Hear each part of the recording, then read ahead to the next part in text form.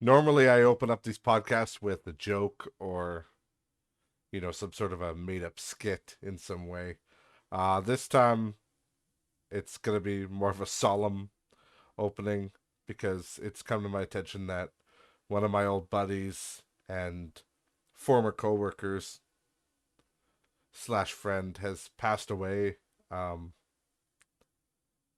I don't know much about it right now, but I just wanted to share a few thoughts and memories about Quincy right now. He was a good dude. I, didn't know him for very long. We worked together for a few years, and it's funny. He had a very, we'll put it this way, he was very intimidating to me at first, but then once I got talking to him, we became friends and really close at work. It was, those guys that just, they look like they could beat the fuck into you, but they're actually just nice dudes. It's just yeah, it's crazy to think that he's gone and he's so young and he's leaving behind his daughters and his wife. It's really heartbreaking stuff, but it's I like to think back on the memories of us playing Call of Duty. We had the whole store kind of, we all kind of gamed together after hours, and a lot of us did our own thing. But I remember in particular, I believe it was Black Ops 2. Um, Me and Quincy and my brother, we would stay up to like shit, like 2 in the morning some days, and we'd just be like grinding out our prestige. And I have a lot of good, excuse me, I have a lot of fond memories of Call of Duty, like Black Ops 2 in particular, just having a lot of fun playing it online. And I hadn't really had fun in those games since, like the original Modern Warfare 2, that kind of thing. And I think, Quincy was a big part of that. It was just fun. And for a long time, that was pretty much our meta in life was, we'd get off work and then, be on around 7. Yeah, okay, let's go. And then, we do that. And then he's also a fun dude to just party with, to just hang out with and, share some laughs, share some drinks. And he was a wild dude once you got him drinking, that's for sure. And I feel sad because he did move away. So we kind of lost connection for a few years there. But I always thought about going to visit him, but that's the problem is that you never do these things. You never think about it because you don't think about things like death and, especially for people so young. So, yeah, you wish you had seen them more. You wish you would have talked to them more. And, we hadn't really talked for, it's been quite a few years, but, you know, when I heard the news, I thought it was a joke. I honestly did think it was a joke. I really couldn't believe it because he's not very old. Not at all. So I just want to share those few thoughts here. Obviously, my thoughts are with his family, with his daughters, with his, wife. I don't believe they were married, but they've been together forever. I know she's just devastated, and I don't blame her. So, you know, we're all here for you if you need us. And yeah, rest in peace, buddy. Safe a cold one for me.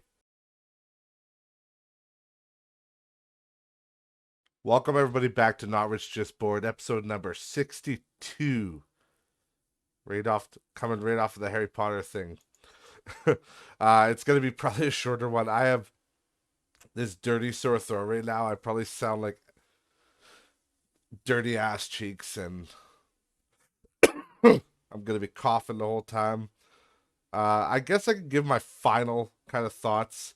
I've put a lot of time. I've put about 54 hours, 55 hours into Hogwarts Legacy. I'm I'm at the finish line. We'll put it that way. I'm at the final quest. I haven't beaten it yet. I haven't done the final quest, but I've done, all the build up shit and all the side quests. So I'm gonna kind of give my final thoughts here. I know I gave some thoughts, excuse me, in the last episode, but this is kind of the, when you've kind of reached the climax and you're, a bit of the rose colored shit is off, and you could give it an honest thought. And my honest thought is that it's still a great game. I have nothing against that. I think the game is amazing, but I have some criticisms because I'm done the game now. So well, again, I just have like one more quest to do for the main thing, but I have enough to go on that I know what's going on. So yeah, spoiler alert. Again, if you want to play it, just keep skipping ahead until I stop talking about Hogwarts Legacy. I don't know when that will be, but just keep going. And if you hear me go like Harry Potter, then you're still on the same subject. But yeah, so my criticisms for the game is, I guess I'll just start first of all with the enemy types. Combat's fun. A lot of people they have mixed reviews or mixed ideas on the combat.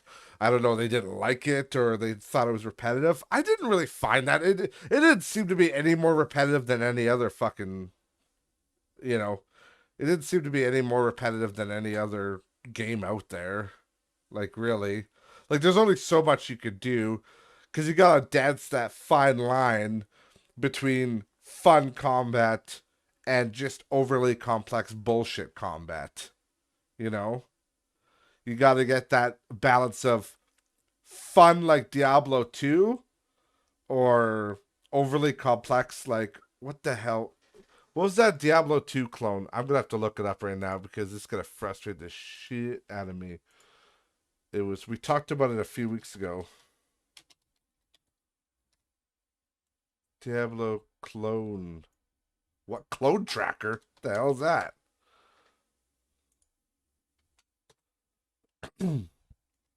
My lord. Passive Exile. I think that's the one. I think that's the one. Hold on. Passive Exile. So like, I love Diablo 2. It's an awesome game. But and there's a game called Path of Exile. I played it for a little bit. It was like a Diablo 2 style game, a top-down dungeon runner. And anybody who knows this, if you've ever heard of this game, you know that it's got one of the most insane skill trees ever. And I think they're talking about it takes 1,385 skill points or it takes 1,385 skill points to allocate every passive on the tree. So to get every passive ability, you'd have to spend that many skill points. It's absolutely insane. You should Google the image of it. Just Google like Path of Exile skill tree. You'll see it. It looks like a fucking mosaic painting or something. It's out of control. So, games have to have that fine line balance between, you know, like fun but slightly repetitive where, like Hogwarts Legacy locks you to 4 abilities at a time. So, it kind of limits what you could do with one skill bar, but it's more simplistic where if people have like a whole toolbar of options, they get overwhelmed. That's why World of Warcraft back in the day, they cut down a lot of their skills for a lot of their, I'm just going to say like hunters, for example. Old school hunters in WoW. People who played WoW back in the day, you know what the fuck I'm talking about. You had like 100 fucking skills and you had no place to put them on your toolbar. And your toolbars, obviously people use mods and they would use the custom toolbars, which was smart at the time. But even then, it doesn't stray from the fact that it was convoluted and fucking stupid. But because you had all your tracking, you could track every type of like track beasts, track humanoids, track undead, shit like that. Was there an undead one? I don't even remember. But either way, you had all your tracking, and then they simplified later, and they just made it as a map option on your map. If you had the skill, you could track humanoids on your map or what have you. So they made it a little bit easier in that way. But eventually they just lowered the amount of skills altogether for all the classes, where most of the skills could fit on like two toolbars, and you're, you know, pretty good, which is fine. But even then, it gets a little overcomplicated, and people get overwhelmed. That's why, like, I remember back in the day, they were offering character boosts in WoW. Well, they still are, but I never agreed with character boosting, not because I thought it was a cheap way to level up, which it is, but I just thought it's so fucking hard in a game like that to learn how to use your character. When you level boosted from like level 1 to 80 or 70 or whatever it was at the time, you had a level 70 character, and people would often do it with a character they weren't familiar with because, you get a free character. Oh, I've never played a rogue. Well, instead of grinding one, I could have a level 70 rogue. But now you have a level 70 rogue with, you know, 6 toolbars of abilities that you got to learn how each one works. Whereas if you had progressed since level 1, you would have slowly learned new abilities and then eased your way into that character. So I never really agreed with that stuff with like character boosting, because I found it was overwhelming, at least for me. I'm kind of fucking slow when it comes to that shit. I have to like learn every ability as it comes, and I find that's the easiest for me. And obviously, in newer versions of WoW, they've kind of again they've simplified it, but but and it's ironic that I'm talking about WoW because WoW simplified their skill trees, which is also the problem I have with Hogwarts Legacy. I find that this, and I think I talked about this on the last episode actually, but I find that the skill tree is too simplified. That's one of my That's one of my criticisms. I found the skill tree was really bare bones. There wasn't much complexity. You couldn't really do any crazy builds or anything like that. And that coincides with I feel like there should have been an alignment system of some kind in this game. And I know I said that before, but I will say it again because I truly believe that game would have benefited from like a good or evil, like a Fable version of, morality, where you kind of turn into a good guy or you turn into a dark wizard. And I understand it would have been hard to implement because you're a student at Hogwarts and you're technically a kid, whatever it is, 15 years old. He's a fifth year, so something like that. 14, 15, I think is the age they're going for. If you know what I mean. No, but it's yeah, I think it's around that age. So it would have been weird to like develop into a dark wizard at so young, but they could have made it work. They could have. It's you got to if you could suspend disbelief that a fifth year is just capping cave trolls like like nobody's business, and destroying all these fully fledged dark wizards and goblins and all that stuff. You could suspend your disbelief that he could be a Death Eater or what have you. So I think it would have benefited from an alignment system. That just would have been really neat. Um, the other thing that started my whole tangent about Path of Exile and World of Warcraft, besides the talents, was the lack of variety of enemies. That's originally what I was trying to get at, and I think I narrowed it down to 7. There's really only 7 types of enemies.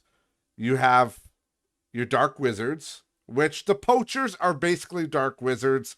Fight me because that's all they are. It's just a reskin. Yes, they're a different faction. They're technically what, Rookwood? The Rookwood's men. Okay, whatever. Same same shit, different basket. And then so yeah, you had dark wizards, goblins, uh dogs. What the fuck? The wolves, the worgen, those gigantic wolves, spiders, inferi, which were the undead, and then you had trolls and durbogs. Dubogs? I don't know if I'm saying that right. The little frog things. The frog things that are hard as shit normally, like tough as shit.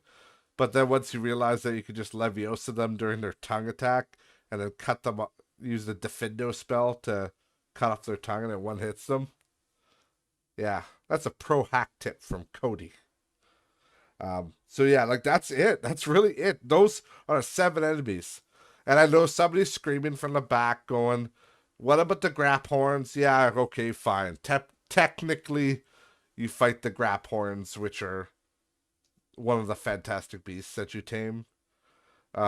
It's like the last beast that you get to tame through the quest line, and you it's the only beast that you actually have to fight, and then once it's depleted its health, then you can capture it in its weakened state. But it's yeah, there's really not a big variety of enemies. And obviously, all of those enemies have different versions of themselves, but I don't count them as a different enemy type because it's the same fucking shit. It's just different. It's like the poachers and the dark wizards. It's the same thing. It's a river troll. It's a cave troll. It's a, you know, 4chan troll. It's the same shit. Just a different basket. The armor trolls. What are they? They're just spongier versions. And the other the other thing that I had a problem with was this is a small combat thing that I'll just kind of mention is that I found that so there's an option in the game. We'll put it this way. There's an option to learn the unforgivable curses, or you can choose not to. I don't know why the hell you wouldn't. Maybe there's a different ending if you don't. I really don't know. But I obviously want to learn them because they're badass.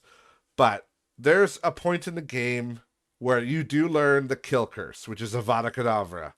And I thought it was a little fucking overpowered because I just figured, they'd do the classic RPG thing where it's like, well, it's a kill curse, but it's not gonna, it's just a couple thousand damage. The old kill curse. But no, in this game, it is legitimately a kill curse. It has a long cooldown, but it doesn't fucking matter. It kills trolls. You go up against a troll, Avada Kedavra, dead. A boss. I don't know about the last boss, Ranrock. I don't know about that stuff. I didn't fight Ranrock yet. That's the last thing I need to do.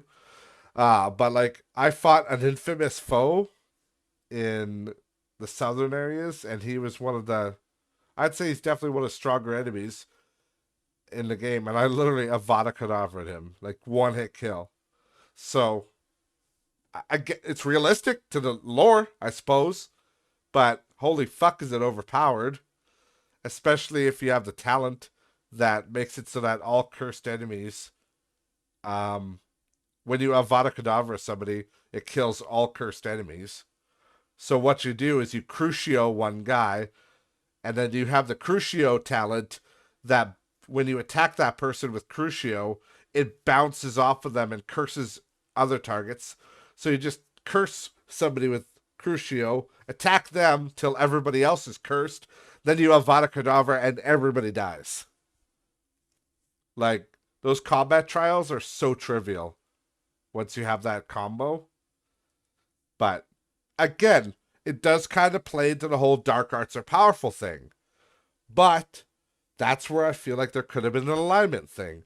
Where, yes, the dark arts are powerful, but maybe there's a downside to it where, you're less armored or, you're hunted by good wizards or, there has to be some in most games there has to be an equivalent exchange. There has to be some consequence for power. It was always the problem I had with Fable, the original Fable. Everybody knows that in the OG cut, not the one where you can get Avos Tear or Tear, whatever the hell you guys think it is. In the original Fable, the ultimate sword was the Sword of Aeons. And unless you glitched under the map and you were a cheating rotten bastard, which we all know we've done that, and I actually have a video of me doing that. I might put that on the gaming portion of the channel sometime. If I can find that video. It's probably in the archive somewhere. But yeah, you can glitch under the map and get the Sword of Aeons at literally the beginning of the game. Because the the sword is actually spawned under the map, and instead of the creators removing the sword, they just literally hid it under the map. They're like, oh, nobody else, nobody will get under here to see it, and then just raise it up for the last cutscene in the game. But you can glitch and be a dirty, rotten bastard and have it at level 1 be overpowered. But other than that, if you played legitimately, at the end of the game, you have a choice to make. And the choice is to take the sword and kill your sister with it, or you save your sister. And in the original, again, in the patch version, in the lost chapters, all that stuff, where they actually finished the game, yes, there is a sword. I believe it's Avo's Tear. Let me just double check that, because I don't want to feel like an idiot here. Well, I always sound like an idiot. Let's be honest. Okay. I want to make sure this is the right one. Yes. Yeah, that was the... I think it was... Yeah. Bowerstone. Yeah, it says right here, this is arguably the most powerful legendary weapon in the game, along with the Sword of Aeons. As both weapons have identical power, damage, attack speed, and augments. However, the weapon with the highest damage stat is the Solus Greatsword, which is true, but the Solus Greatsword's slower. It should be noted that it is a light weapon and can be therefore strike more times. Yeah, see, that's the thing. And everybody makes that argument that the Solus Greatsword, and it's ironic because the Solus Greatsword you just buy. It's it's the best sword in the game, but yes, damage wise, but when you think about DPS, no, it's slow as fuck. And Avo's Tear and the Sword of Aeons are quick. So yeah, Avo's Tear, yes, you can get it. But in the original, I'm going off on all these tangents today, Jesus Christ. But it's alright, you guys love it. But in the original cut of Fable, at the very end, there was no repercussions for killing your sister. There was absolutely no reason not to kill her. Like, yes, obviously there's the moral thing. And I've brought this up before. It's there's the moral thing. You feel bad, but ultimately it's a video game. So in a video game, you can't relate to the characters as much. Sometimes you can. I personally didn't feel like I was that connected to Teresa, but either way, it's when you look at actual consequences in that game, like, yeah, you get evil points for doing it, but you also get the most powerful sword in the game. So you're uber powerful, and you can just do good deeds to regain those evil points that you lost. But it's just like there was no, in the original cut, I just wish there was more of an impact. Like maybe nobody would like you ever again. Maybe it was impossible. Or like the guild shunned you. You got kicked from the guild. And maybe guild heroes would actively seek you out to kill you. I don't know. I just felt like there was... It seemed like such a huge decision at the time.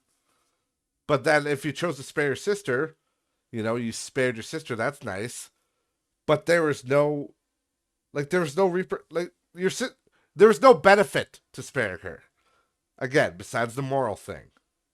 And it was the same with Whisper, if anybody remembers, in the arena in Darkwood. At the end of the arena, you could choose to take half the winnings and walk away, like split it with Whisper, or you could just kill her ass and take all the winnings. And again, there's no downside. Like, yeah, Thunder will be a dick to you. He'll be like, you killed my sister, I hate you. But the reality is, he'll be a fucking dick to you anyway, and you're gonna fight him either way. He has a slightly different speech with you. That's it. There's nothing else that changes. I don't know if it's exclusive to the Lost Chapters or not, but if you do spare Whisper, she will be in Oakvale later, and she has like a special dialogue with you. But again, what they could have done is you spare Whisper, You get good points. That's nice. You sacrificed half your winnings, but maybe there's a really hard battle at the end of the game. Like Jack's minions are fucking everywhere. Or maybe there's two villages that you have to save, but you can only save one. But if you saved Whisper, she can go save the other one. Or again, there's a big battle and she helps you in the big battle. But no, no, there's nothing like that. And bringing it back to Hogwarts, there always needs to be stuff like that. And from what I've seen in the game, there's no reason not to get these curses. Again, there's maybe like some, you might feel bad for your character. Oh, I just don't feel like my character would do Unforgivable. That's fine. You can role play your character however you want. But meta speaking, as far as power goes, you're just being an idiot at that point. You should have those curses. So, yeah, I don't know. I feel like there should have been a little bit more depth to all that stuff, but I don't know. All in all, I will say, again, I still like the game. Oh, I almost forgot. Sorry. I almost forgot about my other gripe. I had another fucking gripe with this game, and it actually pissed me off. So the Merlin trials. Everybody knows the Merlin trials by now. It's how you expand your inventory slots. You do all these Merlin trials. And on the map, you can see if you go to the world map how many there are in the game. There's 95 in the world. 95 of these fucking things to do. And they're everywhere, and there's so many of them. 95, that's a lot. And, you know, I'm the hardcore completionist, so I've completed everything, all the chests, everything. I did all the Merlin trials. And you only need about, I think it's like 50 or 60 of them to get all your inventory slots. And you get XP for doing them. But after that, from 50, I think it's 50 or 60 to 95, you don't get experience, you don't get jack. But I'm thinking in my head, because I'm a game designer. No, I'm not. But I like to think like one sometimes. Well, actually, I like to think I think better than them sometimes because this is brilliant. But, stupid me was thinking, well, maybe if I do all 95 of the trials, even though I'm not getting more experience and I'm not getting more, I'm not getting more inventory, maybe there's like a secret at the end. Like maybe like you get Merlin. What I was thinking is you would get a cosmetic. You would get like Merlin's robes or something, Merlin's hat and glasses and all that shit. But no, you complete all the fucking trials and you don't get jack shit for it. And it just doesn't make sense to me. I thought that was so fucking stupid. I'm like, you guys put 95 of these fucking things. And again, I could have quit after 60 when I got all my inventory slots and I would have been fine. Yeah, okay. When I did all of them, I got one Steam achievement. Yeah. What the fuck is that worth? Jack and shit. Jack has left town. I.e., we're only left with shit. So, yeah, I was a little pissed off at that. Not that I put in all the time, because I would have put in the time anyway, because I just wanted to be a completionist with this game. But I was just it was such a missed opportunity to me. Because I feel like, yeah, they cut you off at 60. So, some players are probably going to stop then. But, those tryhards like me that want to be a completionist and get all those, reward them with something. But no, they didn't. No, nothing. Forgetting all the astronomy tables, you got the astronomy, you got the little astronomy robes, which is kind of cool. That was only 15 tables, I think, in total. But yeah, 95 Merlin Childs, go fuck yourself. So I thought that was a little stupid. But all in all, still love the game. still had a lot of fun with it. Still gotta finish the last quest, but as far as I've seen so far, I give her between an 8 and an 8.5. And I think it could get an extra 1. Like it could be a 9.5 or 10 even if they would have added more of an alignment system and more complex skill tree. That would have really killed it for me. But the thing I wanted to end off on today, that's so basically everybody fucking skip the whole podcast if you didn't want spoilers on more Hogwarts Legacy. It's not my fault, okay?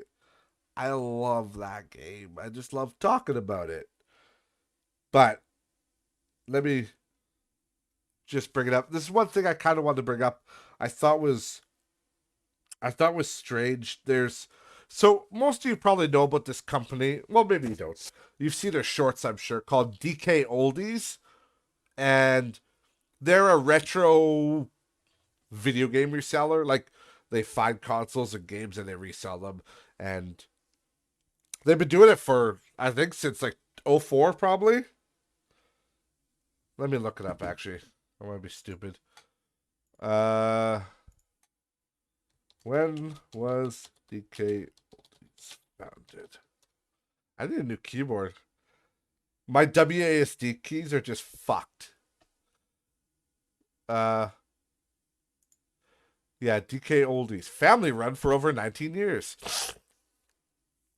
Look at that cute little guy. But yeah, so yeah, DK Oldies has been around for how fucking long?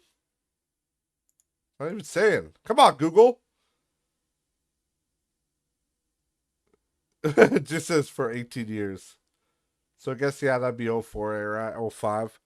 Either way, irrelevant. My point is that there's some sort of a feud I've noticed. And it's let me just bring it up here. Oh, come on.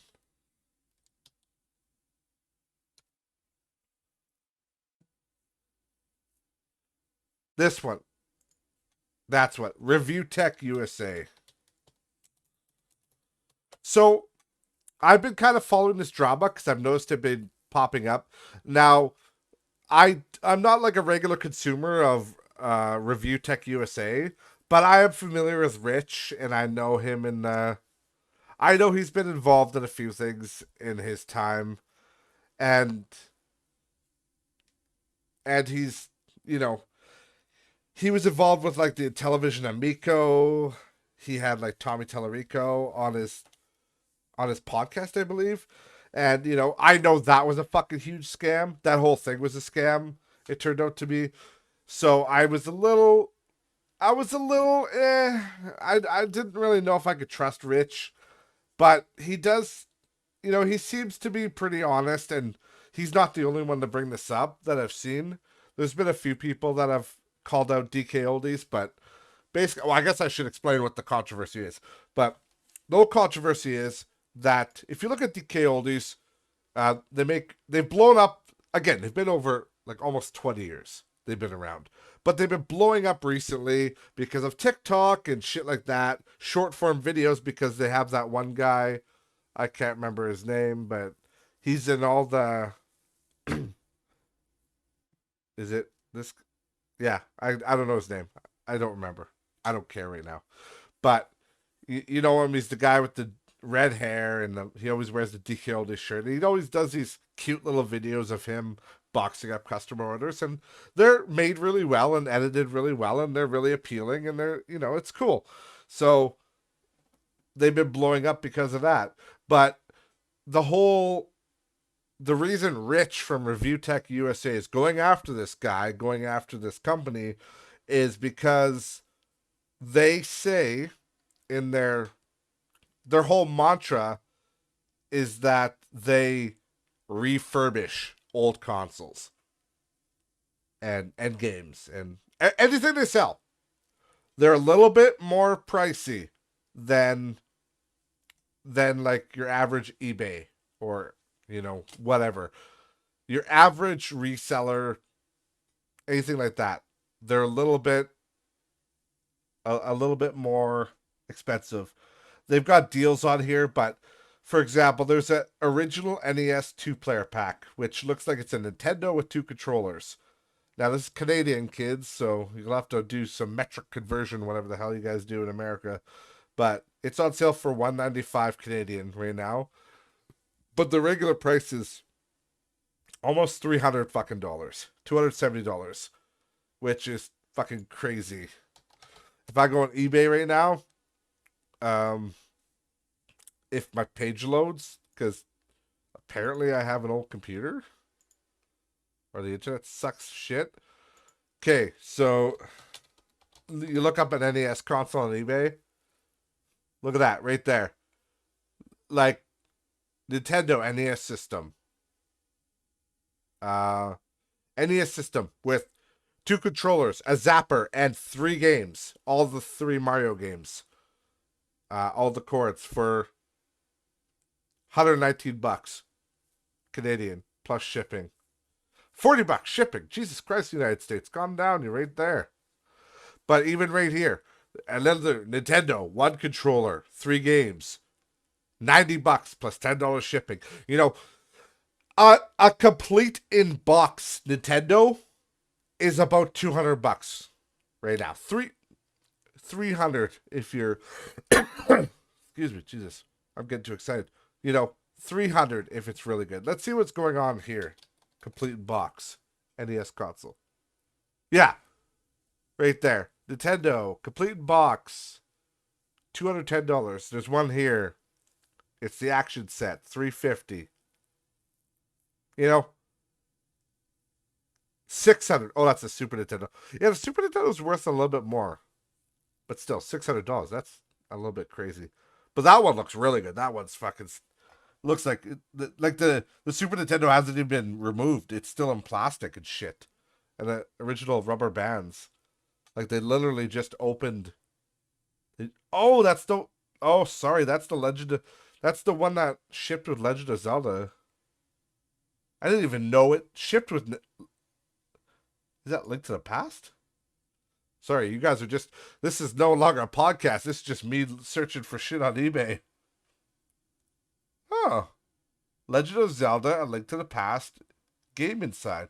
I did not know that they packed a Super Nintendo with that. That's fucking badass. Still, I'm not paying $600, bitch. But anyways, we're getting off track here, guys. That's my whole life.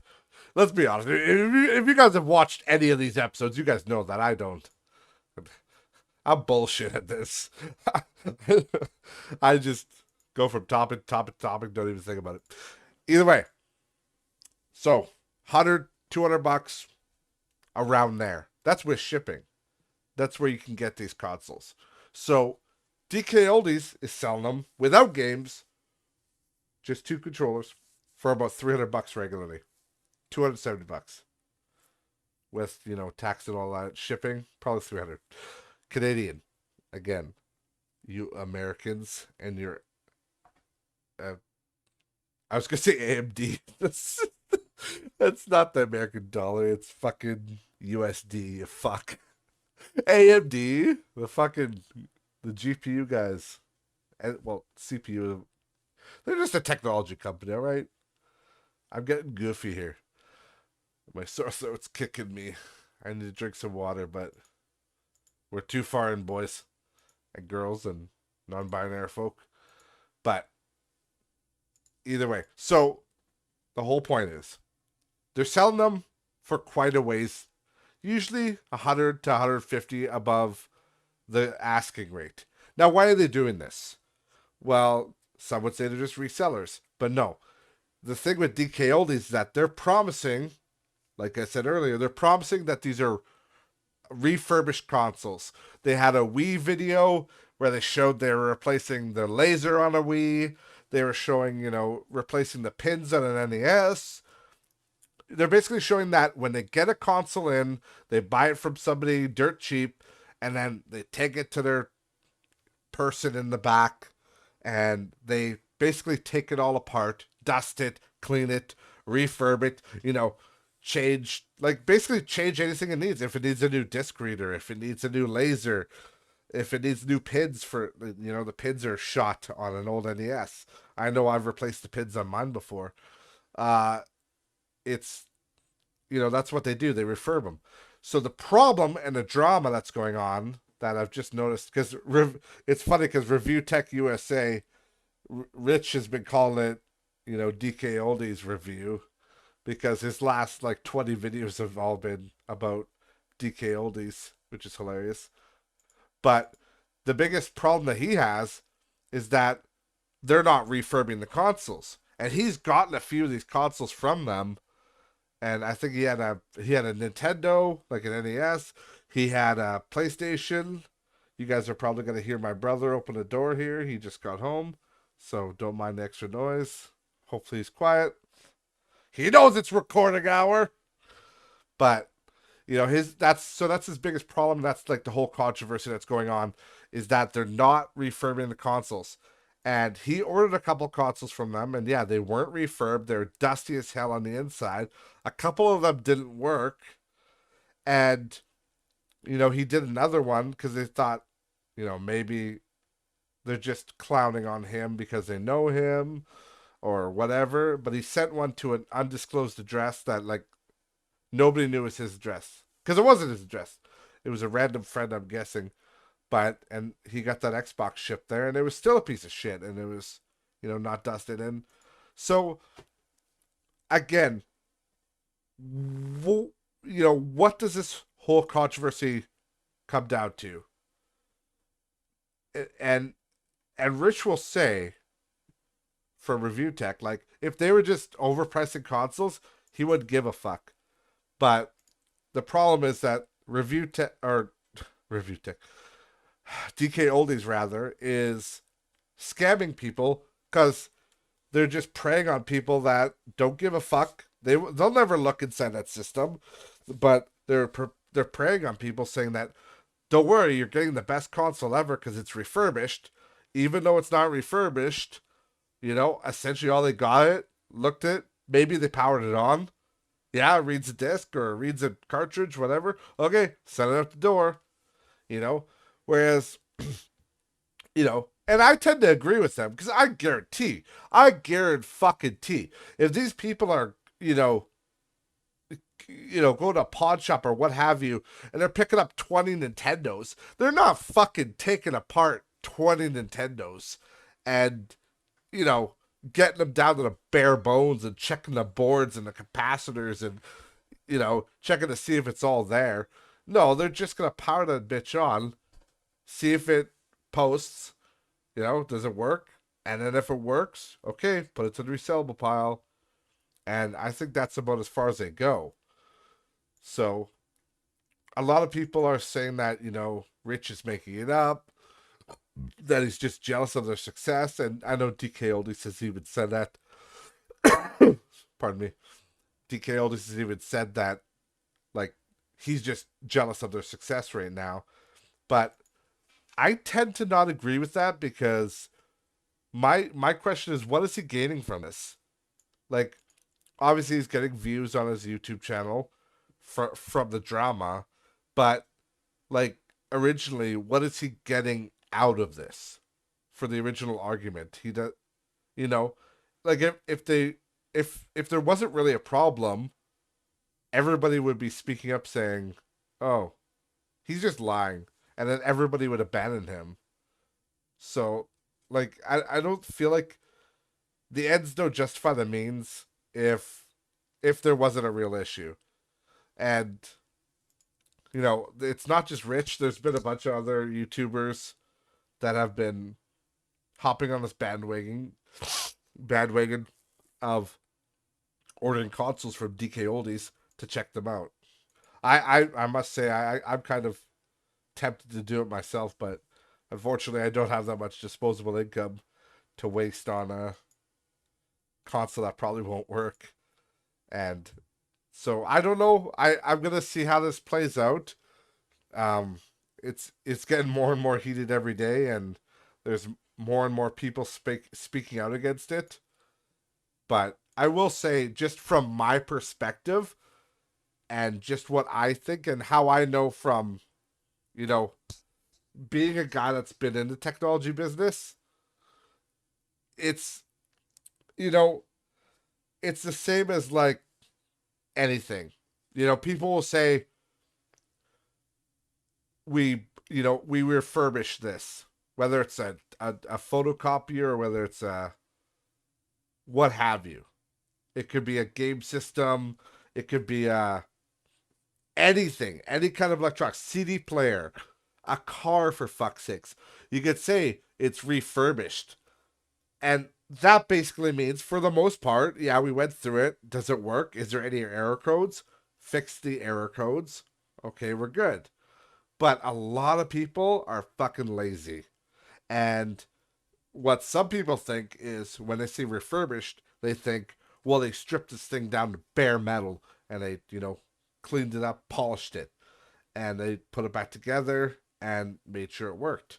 But I just don't see that being true, especially with the volume. If you've ever seen DK's, if you've ever seen their,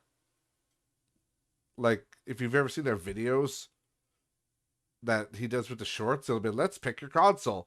And it's like a box of consoles. Like for example, it'll be like, it'll be like a little box of probably 20 NESs all stuffed together, you know?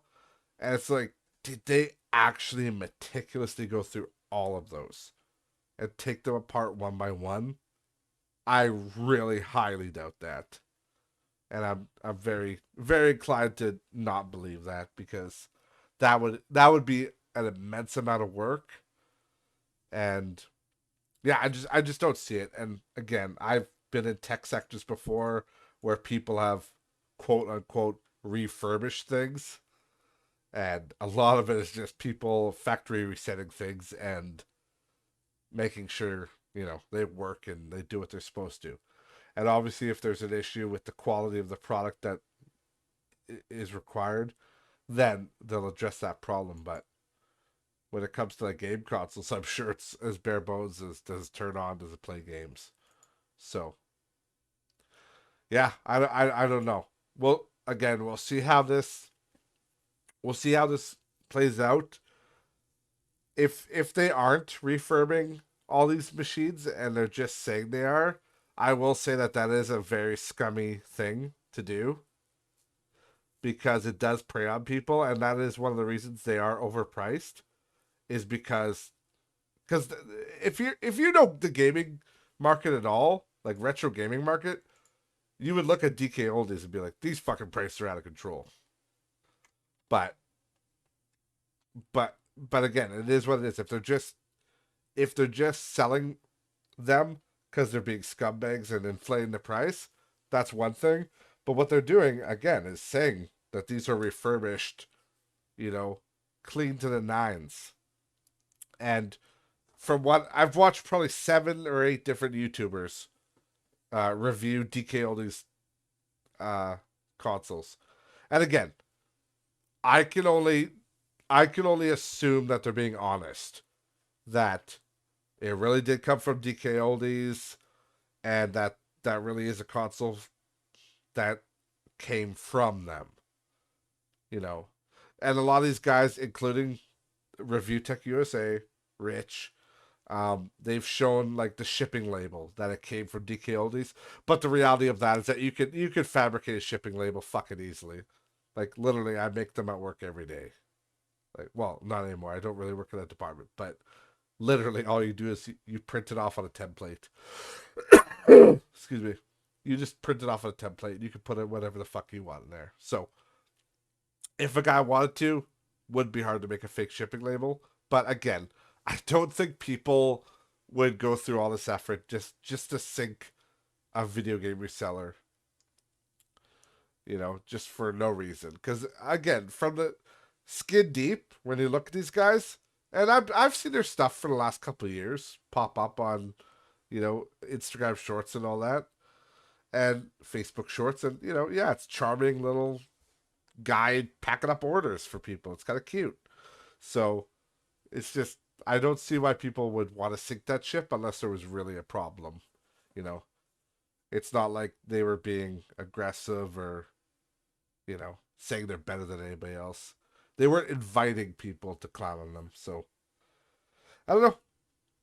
Either way, we'll see what happens with this. Hopefully, we get a conclusion, and I tend to be more on Rich's side at this point. I don't really know either side of the battle well. I've watched Review Tech before, and it's it was kind of sad that he was on the side of the television amico back in the day, because that was a failed fucking. We knew that was a failure. I knew it was a failure for a long fucking time, but again, I don't know Rich, so I don't know. Maybe he was, being paid by Tommy Tellerico, or maybe he just was buddies, or maybe he just didn't know any better. To be honest, that just happens. So, but in this case, um, I just don't see what's in it for him. I don't see what would be in it for Rich to make up all this shit again, other than like the clicks on YouTube. But if it turns out that he's just being an asshole and he was wrong the whole time, it's gonna sink his fucking channel. So, you know, you get a little bit better views for like 4 months or whatever, but then you sink your whole YouTube channel. Yeah, I don't think that's worth it. But either way, my throat is killing me. I'm gonna run out of water soon. So thank you everybody so much for listening today. I hope you got the first half was my final review, final thoughts on Hogwarts, and then the latter half was the DK Oldie scandal. So it was a little bit of a longer episode. And then I thought it was gonna be shorter than that, but I ended up rambling for that's what I do. I get off on. I'll be talking about Hogwarts, and then randomly I'm talking about Fable, and I'm talking about Diablo. I just it's how my mind works. I think I got some sort of a mental thing there, ADHD, ADD. I don't know. We'll figure it out eventually. Again, thank you guys so much for watching. Remember to follow the podcast on all social media. Links are in the description below, and I will see you in the next episode. Peace. Vada Kedavra.